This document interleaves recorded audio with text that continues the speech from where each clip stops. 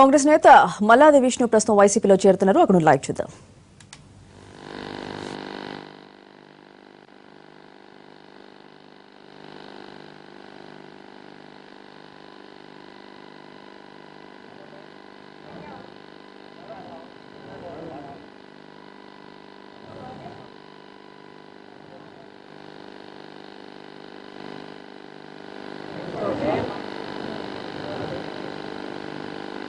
మల్లాది విష్ణు మీడియాతో మాట్లాడుతున్నారు. లైవ్ చూద్దాం.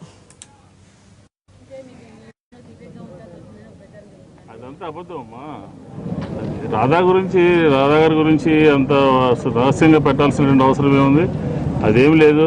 ఒక పార్టీలో అనేక మంది ఉంటారు, దాని మూలంగా ఒకరి గురించి ఒకళ్ళు ఉంచాల్సినటువంటి అవసరం లేదు. ఇందులో రహస్యం అనేది విషయమే ప్రస్తావన కాదు.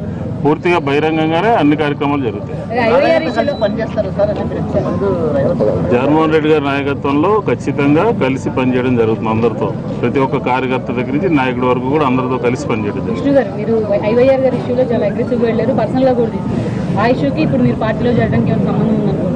అసలు మీరు కొన్ని విషయాలు తెలిసి అడుగుతారో తెలియగలుగుతారు. రాజశేఖర రెడ్డి గారికి నాకు 40 సంవత్సరాల అనుబంధం ఉంది.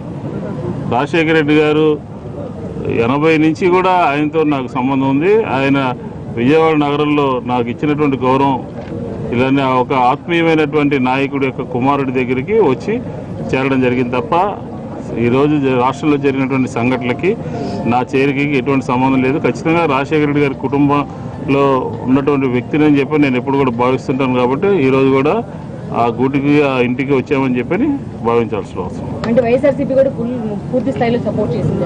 మీరు టీడీపీ కలిసిన రోజే ఆ ఇష్యూలో ఓవరాల్ గా వైఎస్ఆర్సీపీ ఆ సంఘటన ఒకళ్ళు కాదు, అందరూ కూడా ఖండించాల్సినటువంటి అవసరం ఉంది. అందరూ కూడా ఆ చర్యని ఖండించాల్సినటువంటి అవసరం ఉంది. కాబట్టి అందరూ కూడా ఈ రాష్ట్రంలో ఉన్నటువంటి ఎవరు మాట్లాడలేదు, అన్ని రాజకీయ పక్షాలు కూడా మాట్లాడారు. ఐవీఆర్ కృష్ణారావు గారి మీద ప్రభుత్వం తీసుకున్నటువంటి ఏకపక్ష నిర్ణయాన్ని అందరూ కూడా ఖండించారు, అన్ని రాజకీయ పార్టీలు ఖండించారు. అంతేగాని దానికి నా చర్యకి ఎటువంటి సంబంధం లేదు.